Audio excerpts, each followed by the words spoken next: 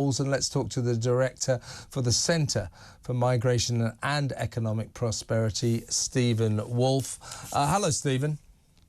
Good afternoon, Kevin. How are you? I'm all right. Just really checking in with you for an update. I'm sure, I don't know the figures, but you can rest assured a few more migrants came across at the weekend. On Friday, I spoke to the people of Portland, a representative of those people, who say that the Bibi Stockholm barge, they're now, having been terrified about it, they stand around in the pubs laughing their heads off at this rusting hulk with no one on it.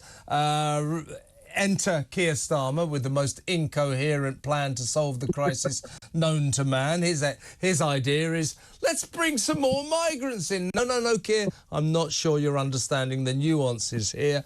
But it's almost as if, isn't it, Stephen, the more we talk about this, the more Rishi and the gang sort of try and kick it under the carpet. Oh, no, we're doing a bit better than last year. But it just does keep going from bad to worse, doesn't it? Oh, it's going to keep going from bad to worse. I think the big story over the weekend that I was following was what was happening in the European Union. Antonio Tajani is the former president of the European Union, an Italian prime minister in the past, and he came out and said that Europe was now facing an explosion from Africa of migrants, with 1 million coming into the European Union this year, and it's something that they can no longer tolerate. He believed that Italy was failing in controlling its migrant crisis after those amazing scenes in Lampedusa, where you saw dozens of boats coming in all at the same time, 8,000 people on one day. The crisis isn't just in the UK, it's in Europe, it's in America, and no one is doing anything seriously to stop it. Yeah, that's the point, isn't it? So somehow, some way, these routes through Africa, from the Middle East, they are being fostered and sponsored by people smugglers to get people onto these dinghies and heading for Europe. And they're talking about, by the end of this year, Italy may have been, and I use this term advisedly, invaded by as many as 750,000 migrants. And once they get to Italy, we know where they're heading. It is the good old United Kingdom, isn't it? So if we don't do something about what's going on in the Mediterranean, our problem is going to get worse and worse. Oh, and I think that we're seeing that in the numbers that are coming over, 82,000 last year, both by boat and by ferry and trains coming into the United Kingdom. The big numbers, though, are looking at the 4 countries that take most of those who are claiming asylum are Germany, Italy, the United Kingdom and France. They're not really being distributed across Croatia and Ireland. It's coming to those 4 countries. So when you see numbers like 750,000 in Italy alone, forgetting those who are coming across on the other eastern route of Greece, what they call the western route going into Spain, Europe is facing huge numbers, and only 4 countries are really taking the vast bulk of them, of which the United Kingdom is one. They come into Greece, Spain, or in Italy, you know, many more are coming to the United Kingdom.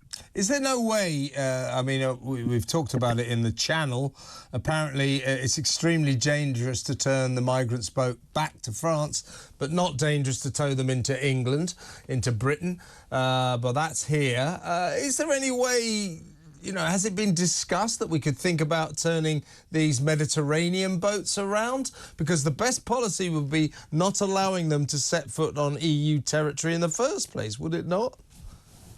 Oh, absolutely. And Italy have discussed that. In fact, the Meloni, the current Prime Minister of Italy, promised that she would do exactly that by forcing the Italian Navy to take those boats coming into Italy back to Libya or whichever country they came from. And surprise, surprise, the same sort of issues that were challenging Boris Johnson, first of all, and then Rishi Sunak, and saying we can't return them to France, have raised their head in Italy. So not a single Italian naval ship has returned any back to Libya.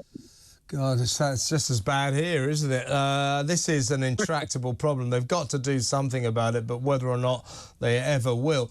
Just a last point, Stephen. Have you seen these migrants that turn up from North Africa? I mean, when they arrive in Italy, they've been so brainwashed by the smugglers to be told, oh, once you set foot on, you're fine, you're home and dry. And of course, there's all these Italian coppers standing there going, whoa, whoa, whoa, wait a minute, you just can't come into this country.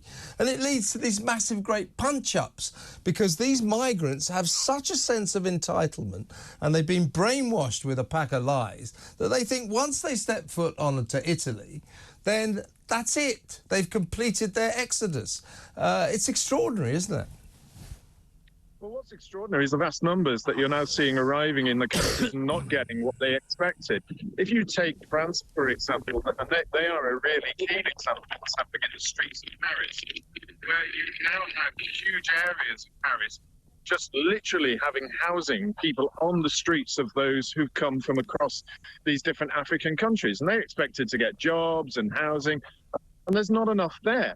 And they're now causing criminality, and many of them also are saying they want to be returned back to the countries that they came from, which begs the question, if they were really fleeing asylum in the first place, why did they want to go back? But the real point that we're seeing is when you start increasing numbers to the levels that we're seeing across Europe, it will create tensions for those people coming because they are not getting what they were sold as a big story in the countries that they were leaving. Absolutely, absolutely. Good to talk to you, Stephen, as always. That's Stephen Woolfe, their Director of the Centre for Migration and Economic Prosperity. He's a barrister too, long-term expert on the migrant crisis.